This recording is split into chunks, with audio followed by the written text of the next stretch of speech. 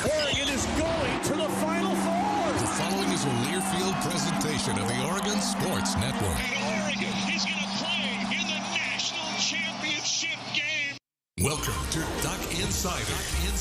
Man, it feels great to be a Duck. Give it to me, baby. My house. I'm taking it there. Third competitors, they'll want to put the O on. Three, got it! We're going to compete to a standard every day. The Oregon standard. Rebound. Tap it in. 1 point more to go. The opportunity to play, put Oregon on your chest, should mean a great deal to you. Unloads on one into left field. Back toward the wall. Gone! This program is staged to compete and to win championships. Oregon wins!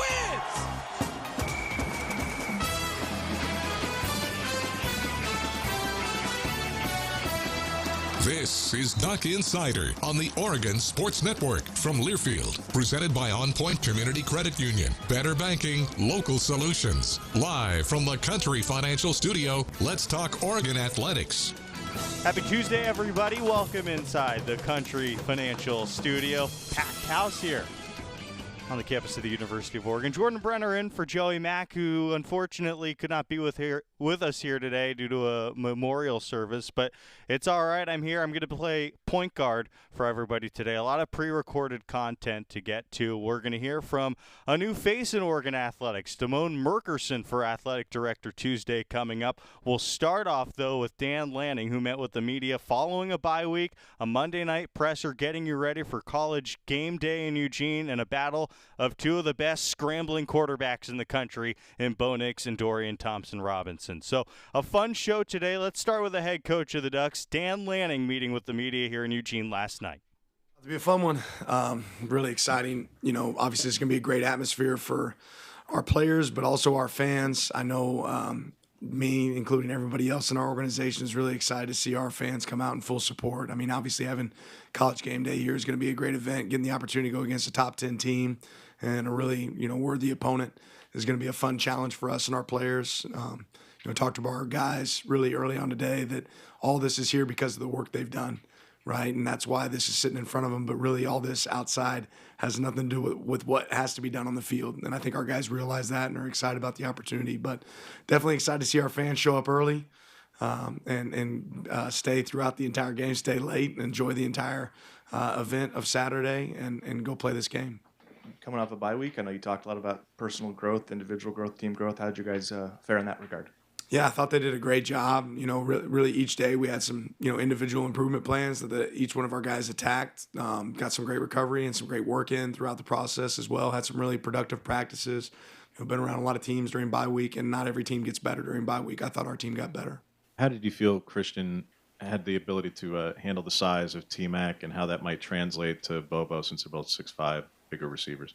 Yeah, each team's different. Certainly I thought he did, well at times and could have done better at times as well. But I don't know that those two teams are the same. I think that's a different comparison. I know when you took the job here, you kind of did a lot of homework and talked to former players and coaches. Did you reach out to Chip Kelly at all? I've talked to, Coach a few times at Pac-12 events, but I didn't talk to him, before getting there. Can you just explain the value of a fifth-year quarterback, 5 years of starting? It's pretty unique because of the COVID year, just the growth you've seen from DTR in his fifth year. Yeah, obviously he's really familiar with their system. He's completing the ball at a really high rate right now. He's operating their offense. Obviously, he's a weapon with his legs. He understands what they're trying to accomplish. I think it's a lot of the same things you see right now with our quarterback, right? Understanding what is supposed to be accomplished on the field and executing it at a high level, and he's certainly doing that. He's a dynamic player, and anytime he touches the ball, it can turn into an explosive play, so that's showing up for them. Coach, you've coached in a lot of games where some of the coaches have experience with the other ones, like Coach Smart and Coach Saban. With Coach Kelly's just knowledge of Eugene, the history of this place, just the culture, how does that help factor into coaching, or what kind of does that help to change the dynamic of the game a little bit? The environment, the noise, the fans, all those pieces are great elements, but they're not. None of those things are playing the game, so none of that's really going to have a factor. Obviously, playing here before that can be a factor in this game. He's got great experience in this place. I'm sure he has some fond memories in this place, but none of that's really going to carry into what actually has to happen from an execution standpoint on the field. Offensively, you and UCLA have pretty much like identical ratios of run to pass when it comes to play calling. Do you see a lot of similarities between these two offensive philosophies? And if so, how would that help you game plan for them? Well, I think it's good to go against a great offense every day in practice. Obviously, this is a great offense, and sometimes you speak about great offenses nowadays. They don't run the ball. This is a team that runs the ball. They run the ball really well. They'll scheme runs, right, where they'll gain extra hats based off pullers and leverage and numbers counts. That's something they do a good job of, and it's not just fast to go fast. They mix in the tempo, so certainly helps us going against that each day. Against our offense, but it's not necessarily the same. There's some slight differences. What have been the keys for your defense defending the run? You've had success there, and then are there ways, maybe you just enunciated them, but are there ways this team's going to strain you in ways that you haven't seen as much before? Yeah, just the element of the quarterback run game, I think, is a big piece in this game that we'll see, a little bit more. You always have to have a hat accounted for, him in this. Our defense has done a good job at times with the run. We need to do better at times with the pass, obviously.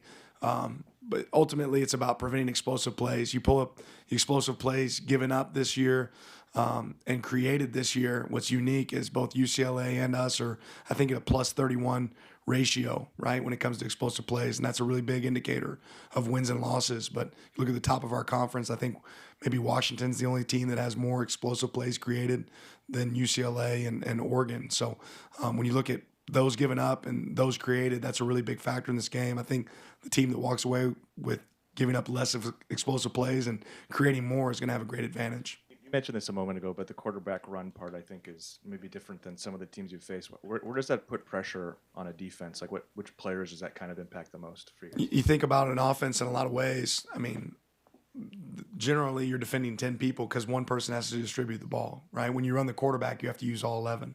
Right, which means you have to use all 11 on defense. You might not be able to have a safety in the middle of the field, right, because the quarterback has the ability to run. So ultimately, like I said, it just means everybody has to be accounted for.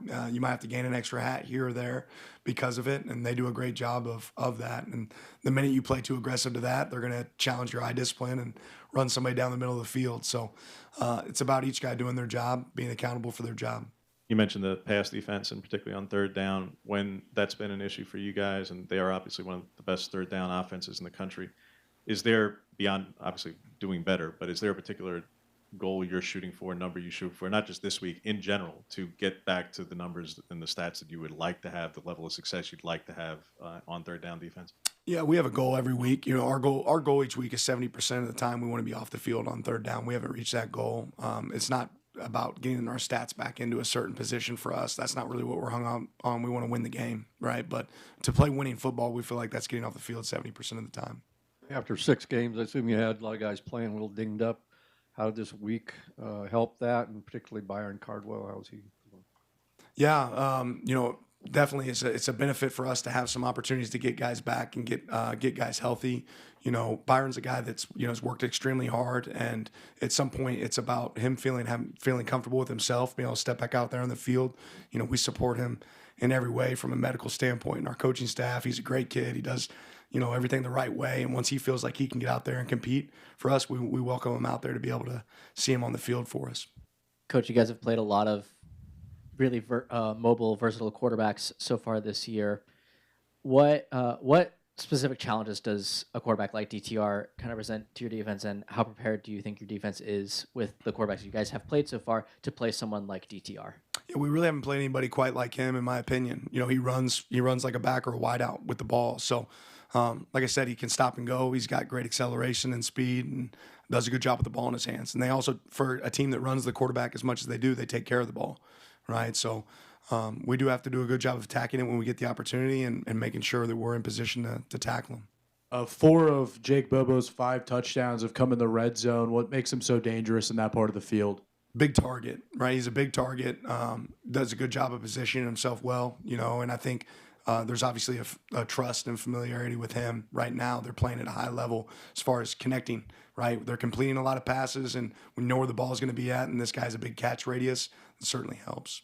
Latu at linebacker is second in the conference in sacks, I think near the top for the league, and tackles for loss. Just what's made him so effective, and just your thoughts on that challenge of knowing where he's at every time on the field? Yeah, I think we just have to have a great awareness for really that entire front and the guys that play in the front seven. You know, they do a good job of pitching a lot of different looks at you.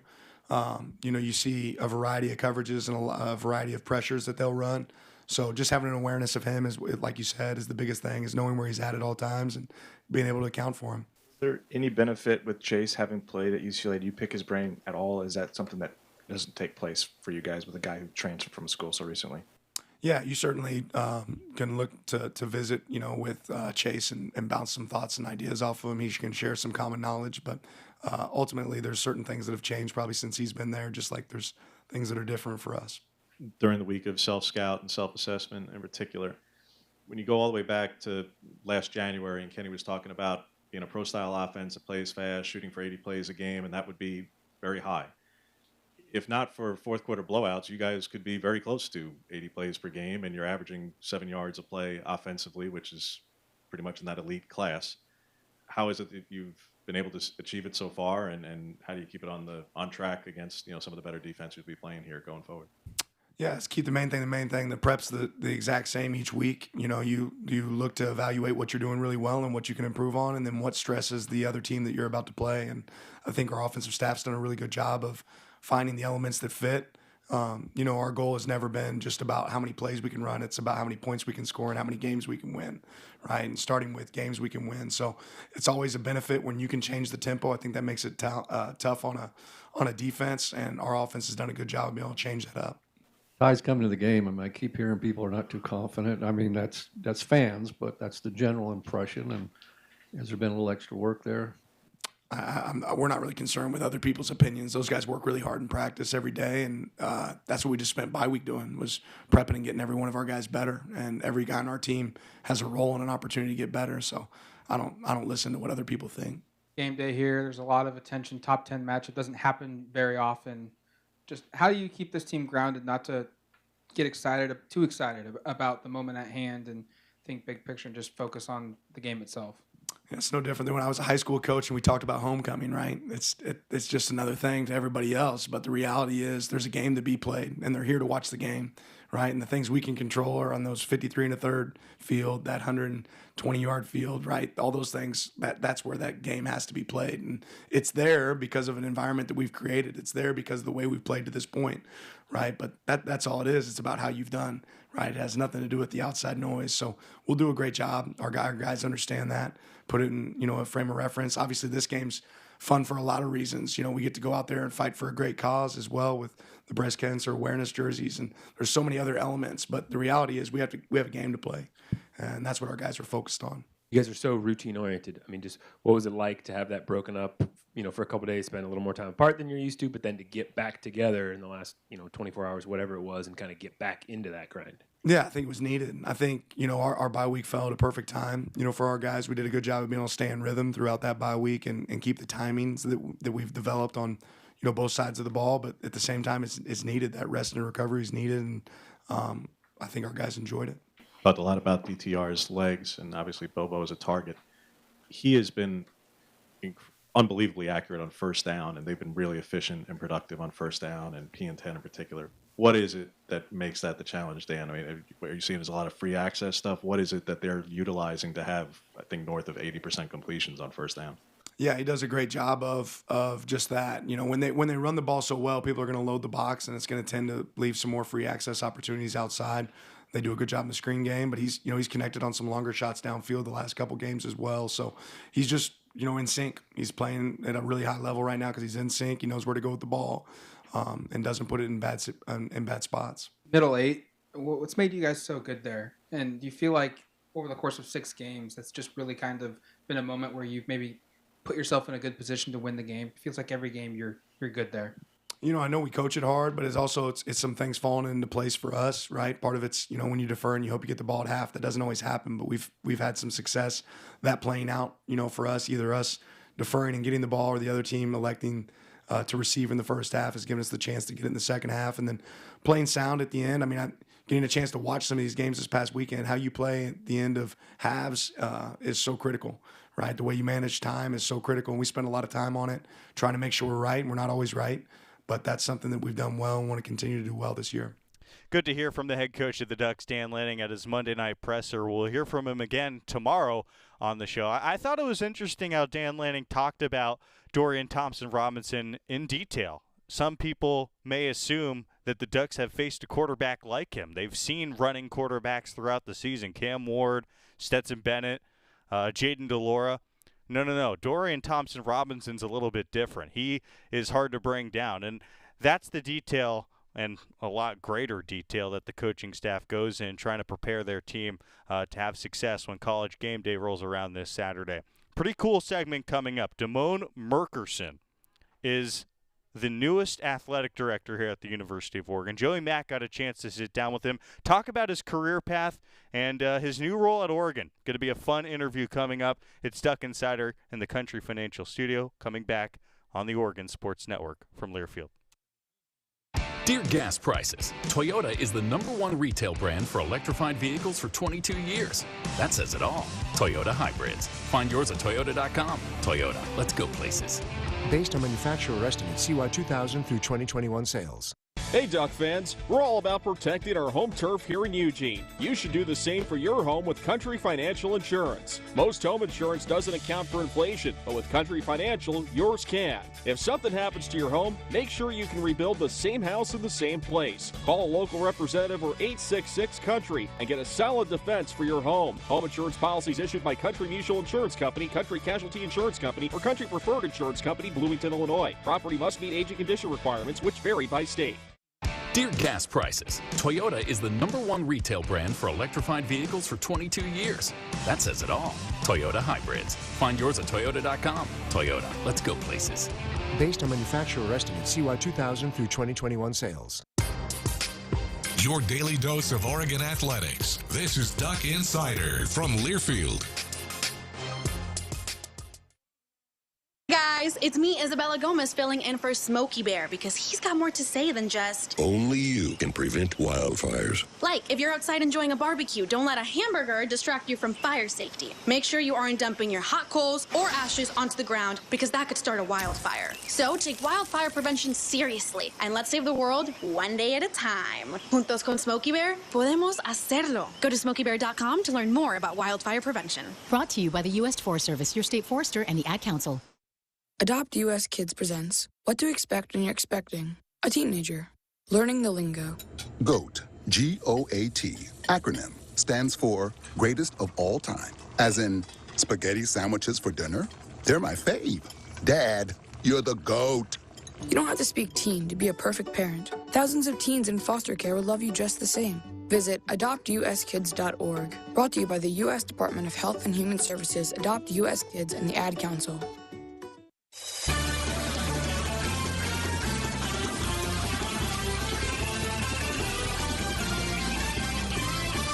Back here inside the Country Financial Studio, Duck Insider brought to you by On Point Community Credit Union. Pretty cool interview we have here set up for Athletic Director Tuesday. Da'Mon Merkerson, the Athletic Director for Diversity, Equity, Inclusion, and Belonging, talked about what was an interesting career path to Oregon and his new job here for the Ducks, playing a pivotal role within the athletic department. I enjoyed this interview when I sat down and watched it. I think you will too. Here's Joey and Da'Mon. It is my pleasure to welcome Da'Mon Merkerson into the Country Financial Studio for the first time. How are you, sir? I'm good, brother. I'm good. How are you? Hey, I am fabulous. Thanks again for doing this, and welcome to Oregon. Are you settled in yet? You know what? The last shipment of my stuff just got in, so I went hard for the last 4 hours unpacking boxes and wiping things off, doing my best. That's great. That's great. Okay, so you work in sports. Would you consider yourself a competitive person? Absolutely. Okay. Competition has been my whole life, man. From my father and mother, competing who can parent the best, and me trying to be the best son out of everybody else in the neighborhood. I've whether it's racing to the doorknob, I mean, it doesn't matter. I love competition. Okay. I love competing. I love to hear that. So here's why. Every time somebody comes on the show for the first time, we have a tradition. Okay. You have to tell your 2-minute life story. Oh, boy. We're going to time you. There's a leaderboard. No one's ever hit 2 minutes on the nose. Oh, wow. Competition's on. Okay, so I got 2 minutes to give you my life story. Yeah, that's right, and it's your story. So whoever you want to use those 2 minutes, the 2 minutes belong to you. The 2-minute life story. I got a timer. You ready? Oh, man, pressure. Sure, let's 'Kay, go. on your mark, get set, go. Yeah, man. Well, I'm a kid from Passaic, New Jersey. Again, as you mentioned about competition, I've always loved competing. So whether it be sport, it doesn't matter the sport, football, basketball, track. My dad and my mom really, really encouraged me to get involved and put education at the forefront of everything that we do. So before, we talked about college, before we talked about other dreams, we always made sure that I handled my business in the classroom then. And I wasn't a quick learner, so it took me a while, man. But eventually, I was fortunate enough to excel athletically and then get an opportunity to go to Syracuse University. There, while competing, I fell in love with everything about higher education. Got involved in a fraternity, Phi Beta Sigma Fraternity Incorporated. Did a lot of social action programming as well as involved with student organizations within the athletic department such as SAC. Met the love of my life, Catherine Rodriguez, who, my guiding star. And, I had great balance. I had a good experience. Everything wasn't great, but I learned a lot, And then, again, was fortunate enough to have an opportunity to play with the Cardinals for a little bit. A cup of coffee, we'll call it. And then and then I kind of got into the,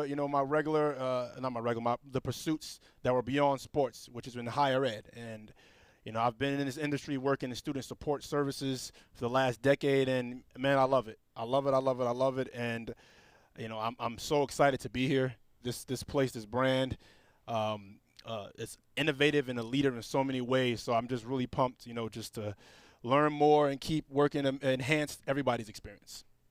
That was well done. That was 1 minute and 41 seconds.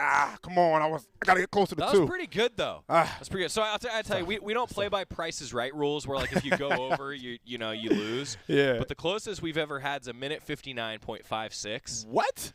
Bo Nix, who was on a few weeks ago, said there's no way that person wasn't cheating.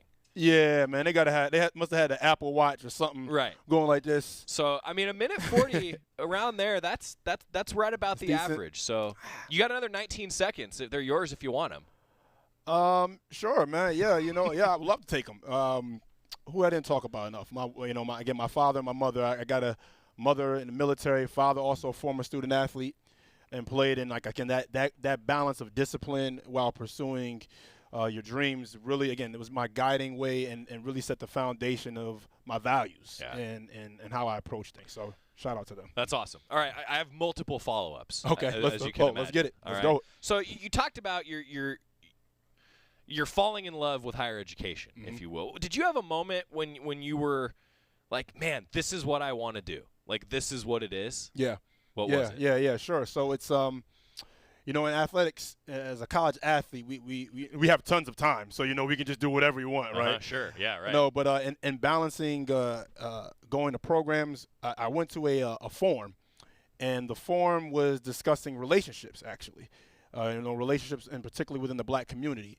And I was just very fascinated at something that was student-run. There were advisors and full-time staff helping with it, but it was such an ownership within the community of the university, and like legit programming, man. And I just thought to myself, like, this is fire. This is amazing. Like, what other things exist that help support students, while they're here from a development standpoint. Yeah. And I had never thought about a career from education because I had it stuck in my mind. I'm not going to be a teacher.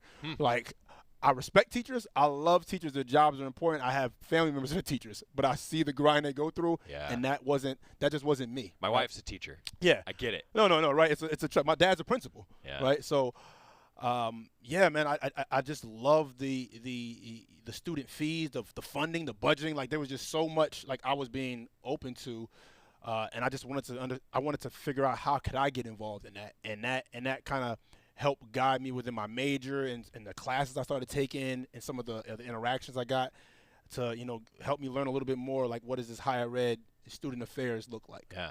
All right, correct me if I'm wrong. You're still working on another degree, right? And you already have one. I do have two. See? I got double, a twofer.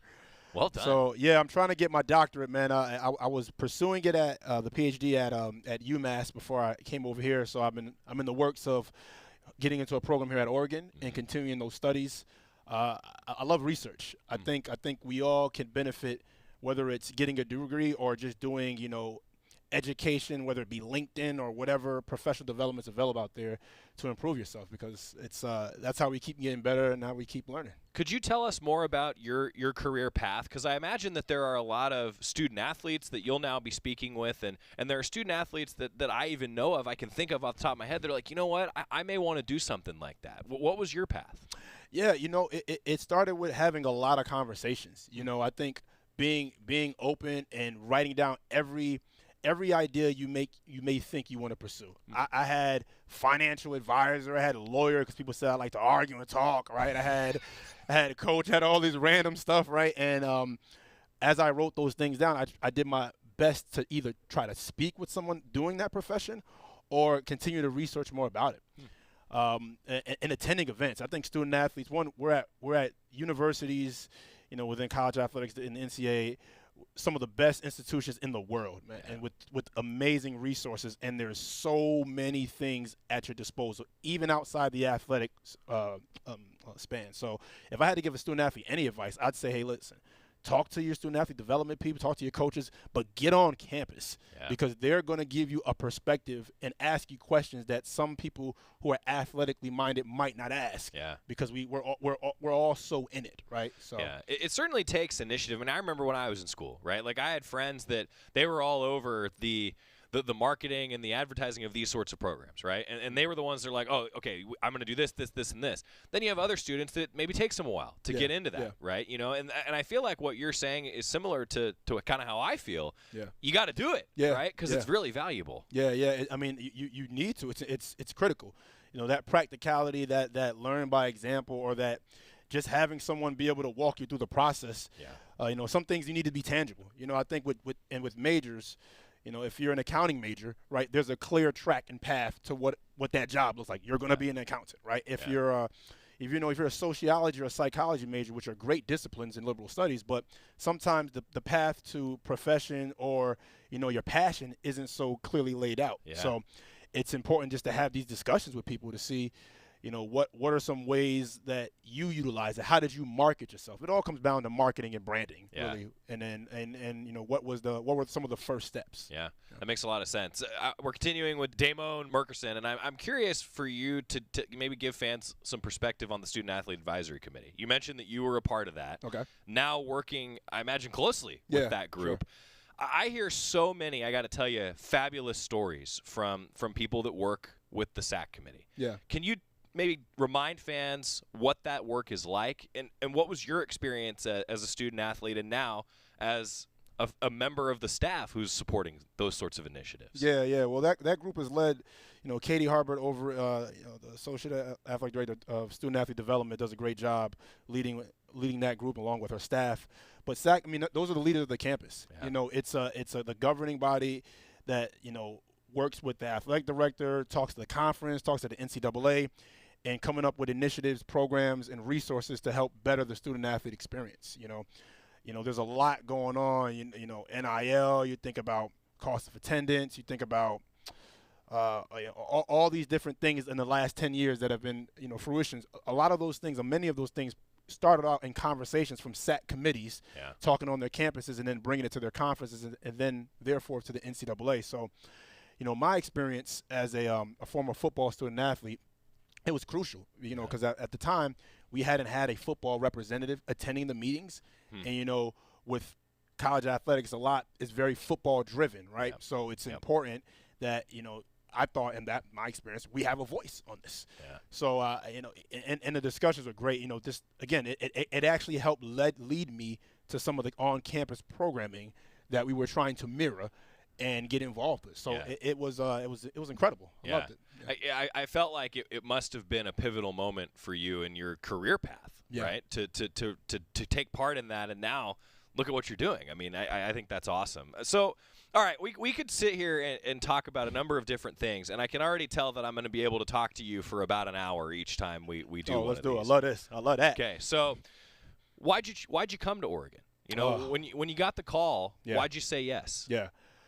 Well, first, the first thing I did was try to hide and act like I didn't I gotta think about it. Let me think this through. I gotta weigh my options. But no. In all seriousness, this place has always been on my radar. I think if you're a true, college athletics fan or love college sports, it's impossible to not, acknowledge the history, right? The footprint that this place has on the college landscape. I'll give you a football. So when I got the first call, the first thing I thought about was, my senior year. That year you went and played Auburn in the national championship, and I thought about the freaking duck doing the push-ups. And I just remember thinking every game we got on the plane in Syracuse and we're watching the highlights and I see Oregon and I'm like, yo, is it the same person doing the push-ups? Because he they got to be at like 200 today. This is insane, right? And and we were just laughing. So yeah, but going back to your question, it's in terms of the diversity, equity, and inclusion landscape. I mean, you all this place has been always trying to be at the forefront. From your Be Oregon campaign to just the other initiatives, the Women of Oregon, Women in Flight, all these different initiatives, all these different programs that are already putting DEIB at the foundational level of what we do without even having the position there to guide it and enhance it. So what I appreciated that what exists was a culture that appreciated and wanted and knew how important DEIB was to begin with. That's part one of the interview between Joey and Da'Mon. Good stuff. We have more coming on the other side of this break. Stick with us. It's the Oregon Sports Network from Learfield.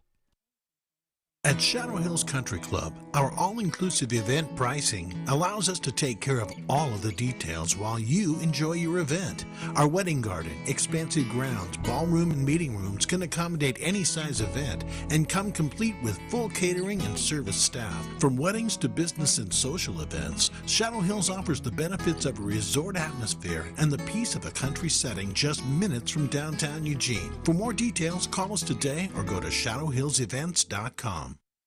From the weight room to the classroom, on the field and off it, On Point proudly supports University of Oregon athletics because student athletes do so much more than bring us pride on game day. They bring our entire community together in Eugene and all across Oregon. So whether you're watching the game in the stadium, at home, or at your favorite local business, their success makes all of us stronger. On Point Community Credit Union, onpointcu.com. Federally insured by NCUA, Equal Housing Opportunity. You're listening to Duck Insider. Duck Insider on the Oregon Sports Network from Learfield.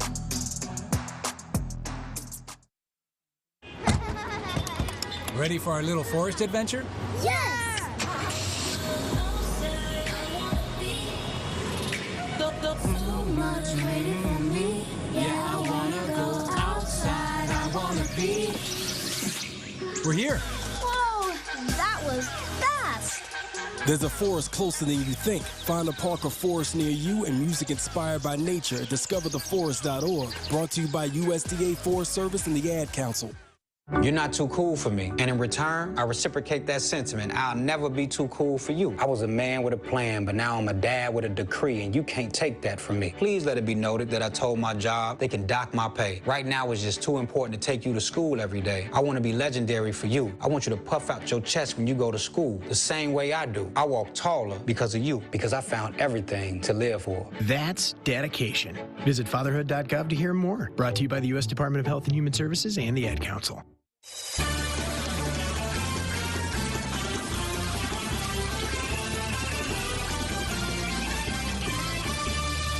Welcome back to Duck Insider in the Country Financial Studio. Brought to you as always by On Point Community Credit Union. Joey and Da'Mon Merkerson. We just heard the first half of the interview.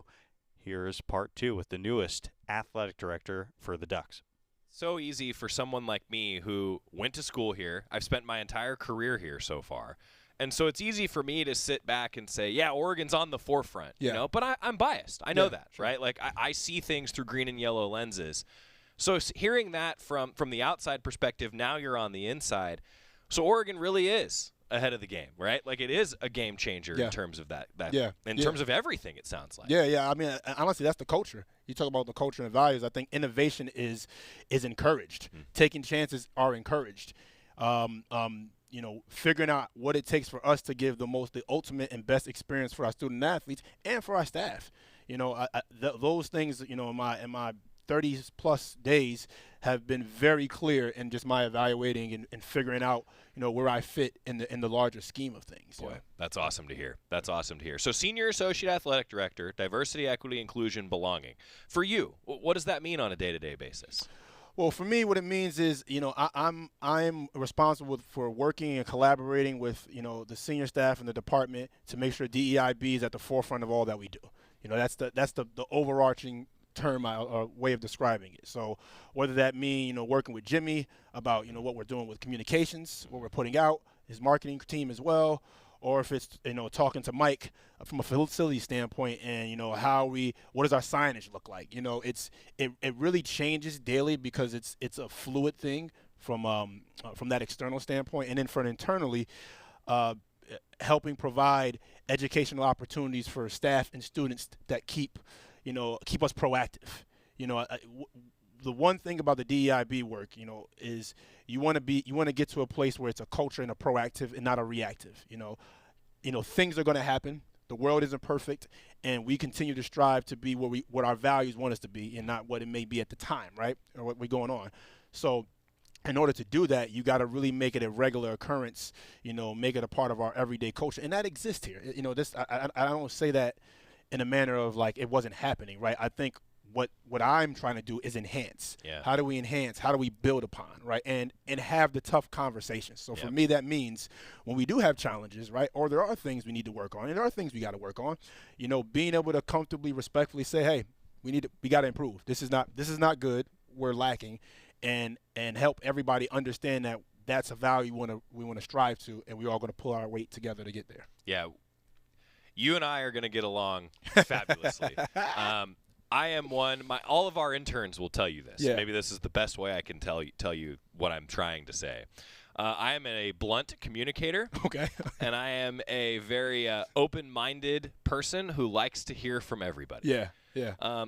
If only every conversation was like that, right? Sure. Right. Yeah. Right. Straight up. Yeah. It's tough. Yeah. I think we're definitely because I'm similar too. I love debating. I love conversing. Yeah.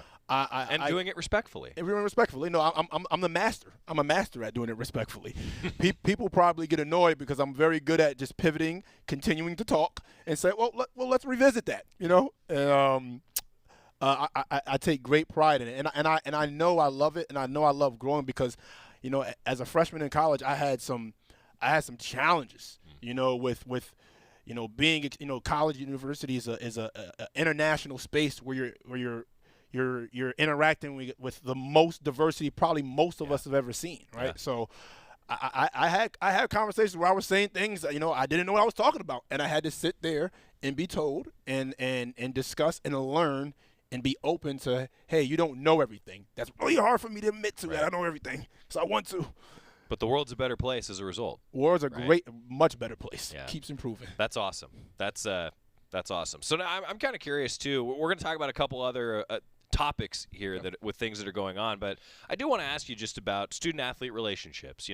You strike me as somebody that's going to be the best part of your job is you're going to be working with student-athletes and making a difference in their lives. Yeah, absolutely. I mean that my foundation is in student academics, academic support and student-athlete development. So I love being engaged and working and helping them, figure things out for themselves and grow. So it's crucial. It's crucial that they feel comfortable with me and being able to, communicate some tough things, because I may, as many others, serve as a bridge to help communicate certain messages to either other administrators or coaches.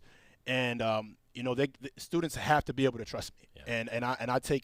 And that's not a process you rush. And which is why, this is a year process for me in getting my feet on the ground and understanding and evaluating things, not only from a data standpoint, but from a personality standpoint. I need to know who I'm talking with, from their families to what they enjoy, not just their number and their name, right? Like I need to know, Gloria maturity and what she wants to do, how she wants to compete, like what all the other things she's involved with on campus. Like that's the level of detail I need to get into with the students. You're already getting there, I can tell. Yeah. That's cool. That's really cool. Da'Mon Merkerson joining us, new Senior Associate Athletic Director here at Oregon. We talked a little bit about this before we pressed record. The Pac-12 and SWAC Legacy Series already going on, and now we're getting a chance to realize it. Ducks are going to play Florida A&M, part of a larger than basketball initiative, which that's what it's all about. Yeah, no, it's a partnership, one of its kind, historic, man. You know, I think the Pac-12, the SWAC, and everybody involved that helped put this together. Again, as I mentioned before, I'm a member of Phi Beta Sigma Fraternity Incorporated, which is a historically black fraternity and was founded at an HBCU. So the history behind those institutions and what they meant, you know, to people of color, to African Americans in particular, is incredible. You know, and I think we, at a time where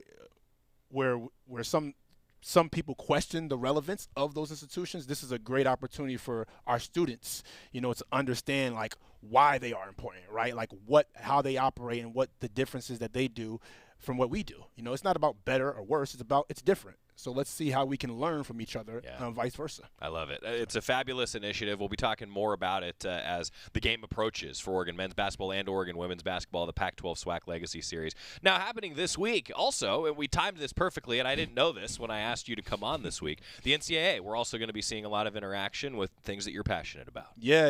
The NCAA Diversity and Inclusion Office is doing a social media campaign, which works, again, perfect with us because it's going to launch some of the initiatives that I plan to help, you know, roll out here for our department, students and staff.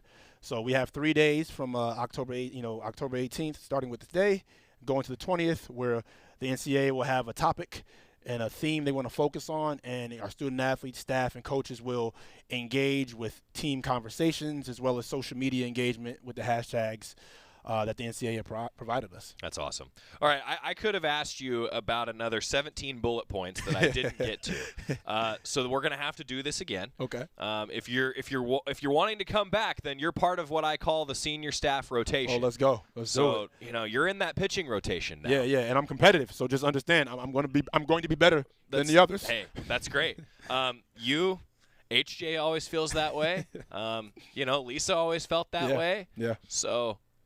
Yeah, this is going to work well. Well, I just want to say I think I love that you bring a perspective to I think all of our fans that Oregon is on the cutting edge, but wanting to continue that, and that's why you're here. I just love that you put it that way because it's awesome to hear that Oregon's on the forefront of a lot of things, particularly something as valuable as diversity, equity, inclusion, belonging.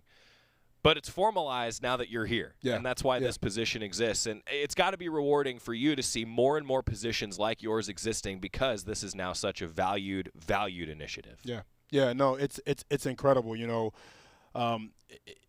this work is not new to the world. It's been in different industries and different places, and I think athletics has continued to raise the standard.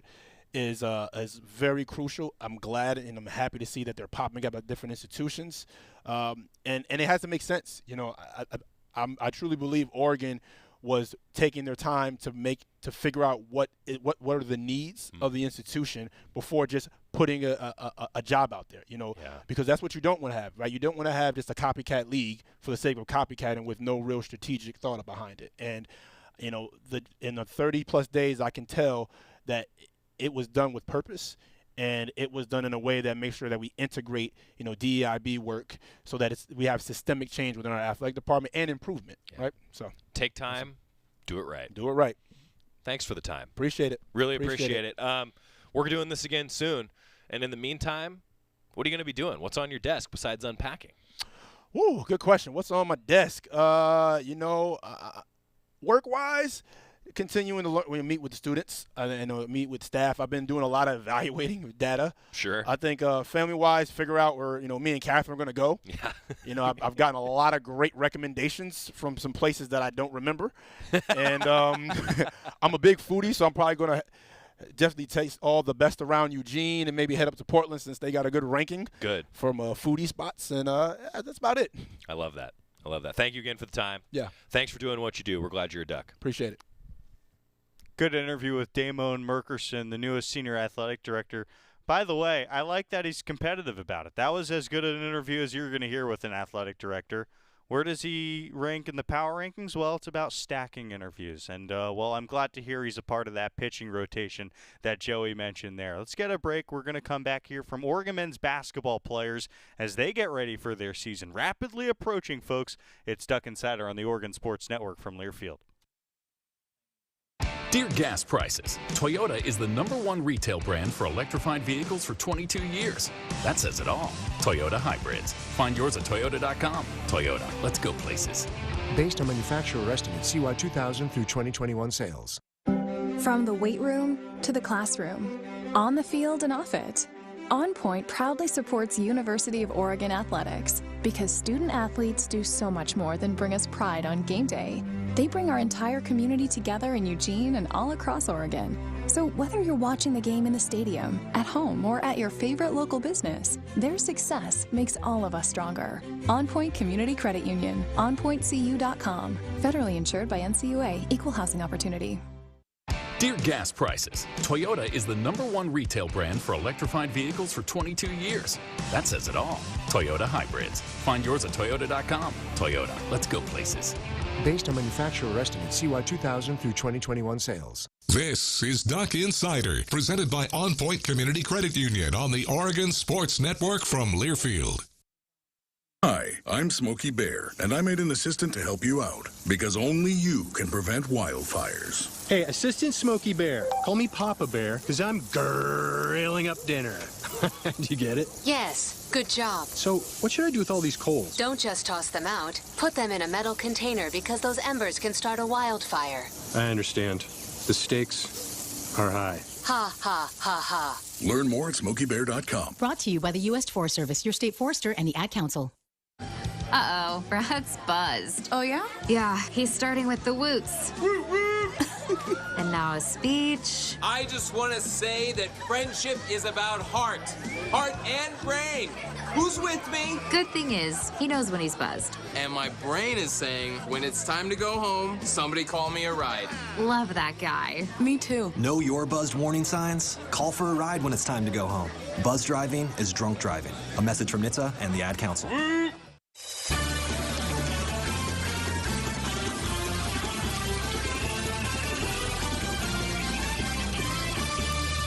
Back here on Duck Insider inside the Country Financial Studio, brought to you as always by On Point Community Credit Union. Basketball season is rapidly approaching. We have women's basketball coming up. I'll get to them after this next interview. Men's basketball gets going with Florida A&M on November 7th. That's a Monday at 7 p.m. at Matthew Knight Arena.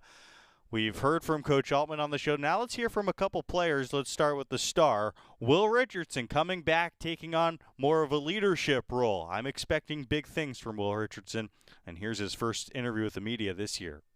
What's similar about Coach's message for this time of year? Is there anything different that he's talking about this time of year?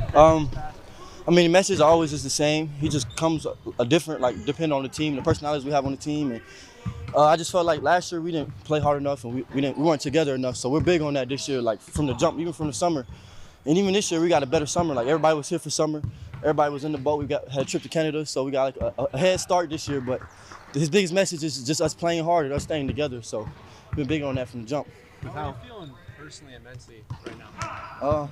Personally and mentally, I mean, I feel great. Probably better than I ever felt. You know, I feel young again. Now I'm just playing though, but I feel good. I mean, it's just fun to be out here, have another chance to do it. Like a lot of people don't get an extra opportunity, so I feel like I'm blessed because I get one more chance, you know. How is that maybe different from the end of last season with you? I mean, I was in the same space. I mean, we can't control everything, you know, so it's just another step in the journey. You know, I'm getting older and more mature, so it's like I'm learning like it's a part of life, you know, you can't control everything, but I'm definitely in a good headspace. Been working hard, been just trying to stay healthy this year and battling adversity, you know. What's that decision like for you to make the decision to come back? Was it hard or was it easy? To be honest, if I was selfish, it would have been easy because I wanted to be here. But, you know, for my family, they want to see me go pro one day and everybody that believes in me. So it was a little harder for me to make the decision for everybody. But to come back to Oregon, I mean, I love it here. I really haven't had no problems since I've been here. So. With how last season ended, Will, even as a guy who doesn't spend much time on social media, and I know you don't, surely, since it went for several weeks, you had to be aware of what was being said and you know, just random crap. Yeah.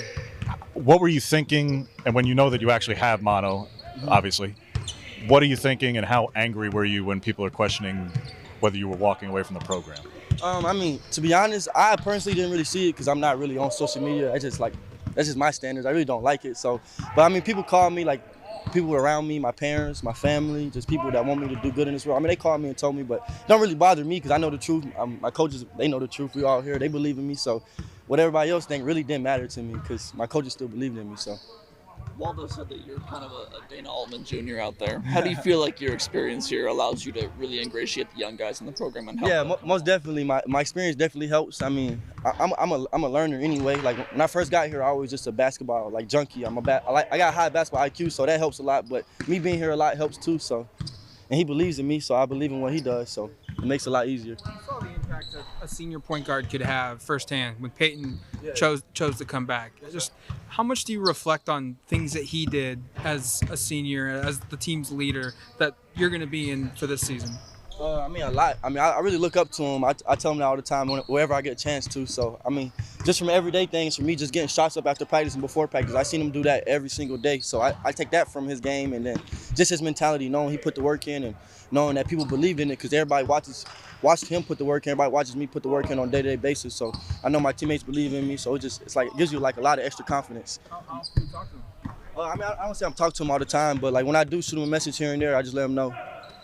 We all kind of default to the oldest players become the leaders, Will. And that's not always true. Yes, sir. And you were an older guy last year, and last year this team had a leadership issue. It was said all season. Wilder just said it. Coach just said it. How do you try to take that on more when it was an issue for this team last year? I'm not saying you specifically. How do you try to take that on this year to be that guy? I'm just stepping outside my comfort zone, you know. Like, I wouldn't say I'm a quiet person, but I'm more of a person, like, if nobody bothering me, I wouldn't bother nobody, you know. So just getting comfortable, just, you know, getting on the folks, holding people accountable, holding myself accountable every day. Coach Alman always says, like, the hardest part about being a leader is you have to do it every single day. And, like, I just was inconsistent. Like, I have some weeks where I was a great leader and then a couple weeks where I would just disappear. So this year just working on consistency, whether, like, my life going good or not, like, just making sure, like, you know, I'm coming here to do what I got to do today. That's to lead the team. That's Will Richardson there. Let's pivot for a moment, if we could, to women's basketball. The AP preseason top 25 coming out today, and, well, Oregon women's basketball coming in at number 20 in the rankings now for a 6th consecutive year. Just one of 7 programs in the country to be ranked in each of the last 6 AP preseason polls. It's a prestigious group. Baylor, Louisville, Maryland, South Carolina, Stanford, UConn, Oregon. Those are the teams, and that's pretty impressive. The Ducks coming off a 21 season last year. They bring back a whole lot of returners led by Tahina Paopao. They also bring in the nation's number 2 recruiting class. News today, and the Ducks will open up their season with an exhibition 10 days from now, October 28th, against Carroll College. We'll see you at Matthew Knight Arena for that one. That'll also be on the Oregon live stream if you're curious to watch that, and we're looking forward to it. One other note, tonight we have a live stream. We have an Oregon softball game for you. 5:30 p.m. at the Jane against Western Oregon, a chance to see the Ducks in the fall. Always a great experience, and the weather's nice, so get out to the Jane, and if not, well, you can watch it on the live stream as well. Let's get a break. We'll come back and wrap up Duck Insider after this on the Oregon Sports Network from Learfield. From the weight room to the classroom, on the field and off it, On Point proudly supports University of Oregon athletics because student athletes do so much more than bring us pride on game day. They bring our entire community together in Eugene and all across Oregon. So whether you're watching the game in the stadium, at home, or at your favorite local business, their success makes all of us stronger. On Point Community Credit Union, onpointcu.com. Federally insured by NCUA, Equal Housing Opportunity.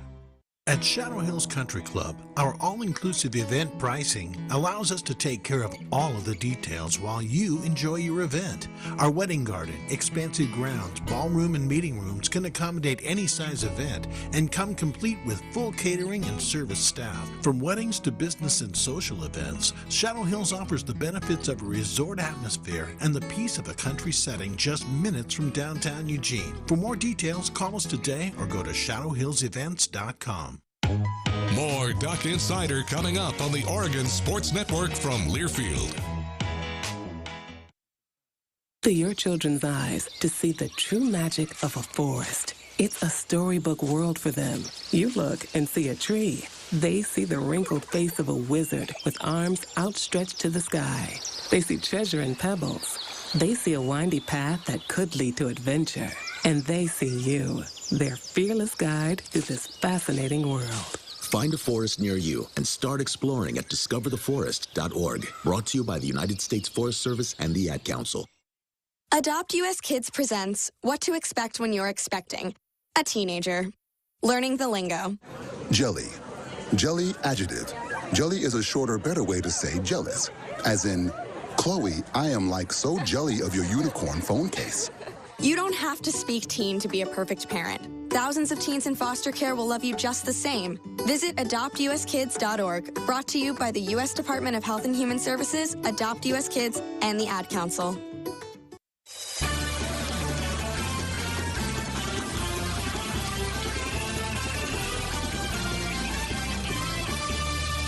Welcome back inside the Country Financial Studio. Jordan Brenner in hosting today. I'll be with you the rest of the week. And by the way, the rest of the week on this show and across the Oregon Sports Network, it's wall-to-wall coverage, getting you ready for Oregon and UCLA this week. And tomorrow we're bringing in the editor of GoDucks.com, Rob Mosley. We'll talk all sorts of Oregon football.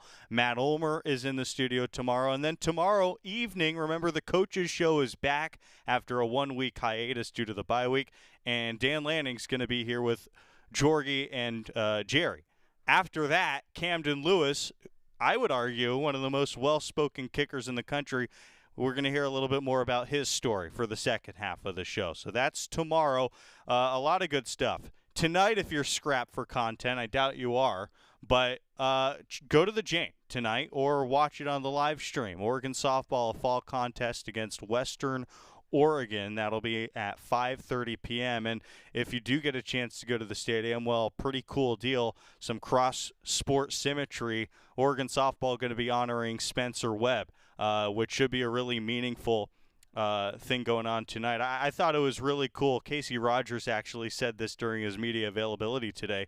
Just the fact that Spencer Webb, yeah, he was significant within Oregon football, but also became close to a whole lot of student athletes across the University of Oregon. That's the impact that he had in his tenure as a University of Oregon student. So that will be a really special deal tonight, in addition to seeing Oregon softball in the fall and getting a feel for what that team's going to be like in the spring. Thanks to everybody. Ryan directing, Ethan running audio, back in the studio, Mitchell Lee. See you tonight at the Jane, 5:30. I'm Jordan Brenner. We'll talk to you tomorrow. It's Duck Insider on the Oregon Sports Network from Learfield. Go Ducks. This is an important message from the Mine Safety and Health Administration. Mining fatalities, accidents, and injuries are preventable. Taking a minute to approach your task safely can protect you and your fellow miners from injury and death. Staying alert and focused can keep you safe.